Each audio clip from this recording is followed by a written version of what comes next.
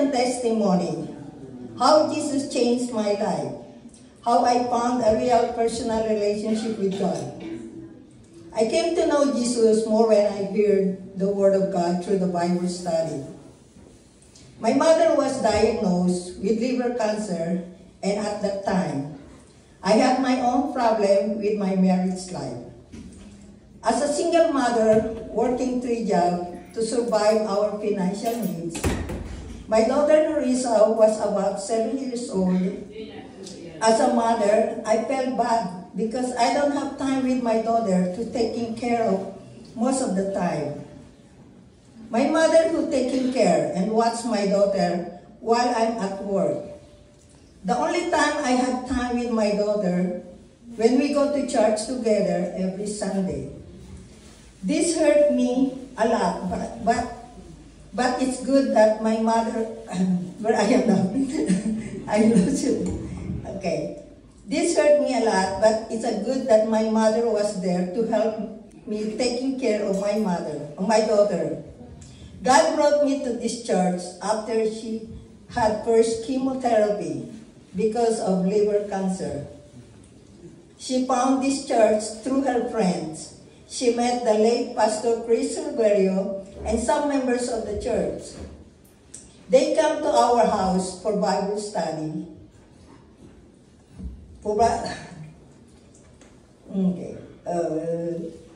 They come to our house for Bible study and visited my mother at the same time.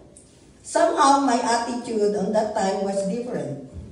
I ignored them and sometimes rude. I sometimes hide in my room or do something while they are doing the Bible study. The Bible study was continued almost a year, and my stubborn heart not changed. The late Pastor Chris, Sister Terry, and Brother Sam Bracero, all in heaven now, was very consistent, rain or shine, to do the Bible study at my house. They did not give up on me, as well as God never gave up on me.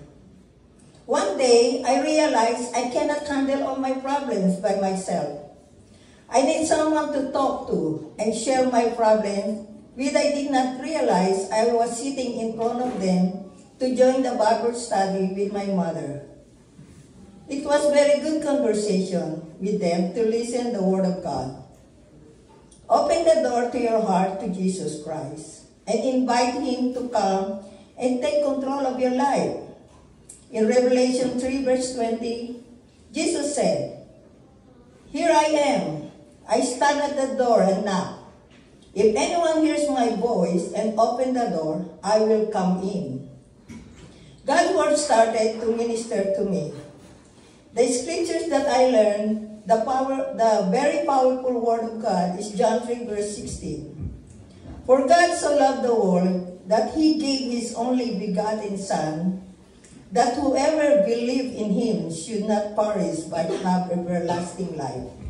And Matthew 22 verse 37, Jesus said to him, "You shall love the Lord your God with all your heart and with all your soul and with all your mind."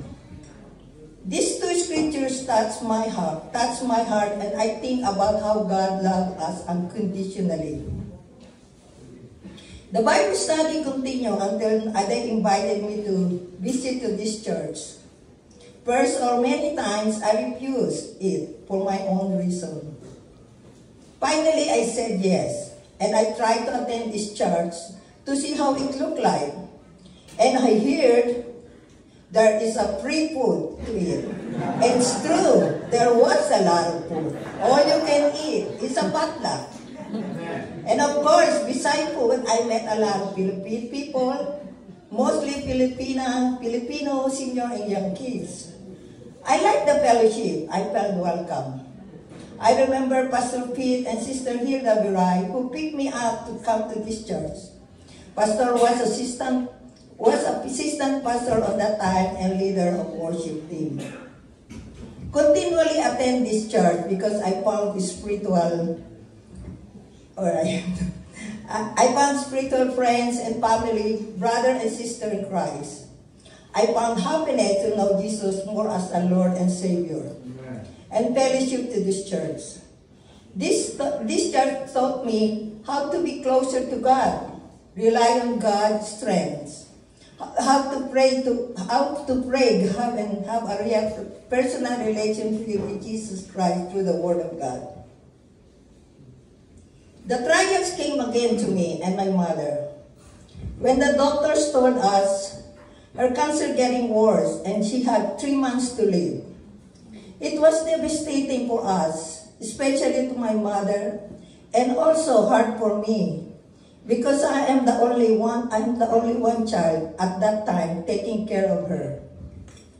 All children in that time is in the Philippines. Some of my brother and sister, my mother petitioned them, waiting for approval. It took 7 years. On that time, we already lost hope that my mother cannot able to wait the immigration approval to come here in USA before she died. And on my side, it was hard because since then, she was in and out to the hospital, confined in ICU. And I need to quit my 2 jobs to taking care of my mother. Of course, I know it's not easy to my sibling not to be with our mother for 11 years and taking care of her, especially while sick and dying. I pray to God to help for a guidance. Give me strength and wisdom to handle all of these trials. God said to me, Isaiah 41 verse 10, "Fear not, I am with you. Be not dismayed, for I am your God. I will strengthen you. I will help you. I will uphold you with my righteous hand." When I petitioned one of my sisters for humanitarian reason, first it was disapproved. I never gave up. I tried again for the 2nd time. Answered prayer, God is good. It was approved. Praise to God. I've been here for this church for about 20 years now or more. As I testify to my own experience, this church is very generous, love, and care for people who need prayers and help.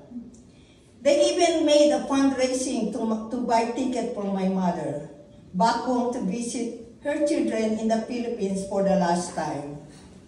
And personally, I thank you, the late Brother Bill Vicendes, husband of Sister Narcisa, who started to raise the fund to my mother. Sorry to say, he passed away before my mother died. And thank you to all the people of this church, pastor, members, and non-members who made it happen. After my mother came back to the Philippines, God is really good. God made a miraculous blessing for my mother. For God gave my mother an extended life for almost 2 years. For almost 2 years, petition got approved. My mother died 6 months after when they are here and settled all their documents as an immigrant. I know my mother passed away happy with Jesus. She wants only for the best of her children and God's answer her prayer. Psalm 27 verse 4, "Delight in the Lord, as He will give you the desire of your heart." And Matthew 6 verse 33, "But seek first the kingdom of God and His righteousness, and all these things shall be added to you." Thank you, Lord, for your amazing love and faithfulness. Year after, I baptized as a Christian, as believer of Christ, the Father, the Son, and the Holy Spirit. My baptism was held by the late Brother Sal Bracero and Pastor Pete Viray, and with our Sister Narcisa, Sister Cynthia, and Sister Lane at Folsom Lake on July 28, 2007. We are the church, not the building.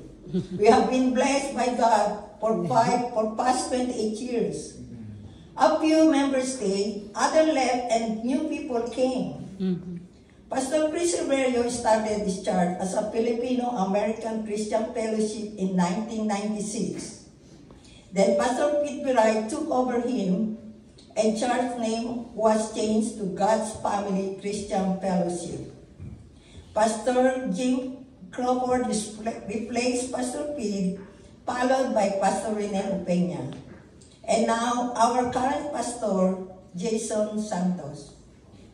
Today, I invite you to come partner with us in spreading the word of good news of Jesus through Bible studies, discipleship classes, prayer meeting, which allow to have a personal relationship with God. This is Rose Land, a committed follower of Jesus, a sinner saved by His grace. I am praying that this church, through the leading of the Holy Spirit, will continue for many years to come to serve God and the community by sharing the living hope of Jesus Christ for the glory of God. Amen. Amen.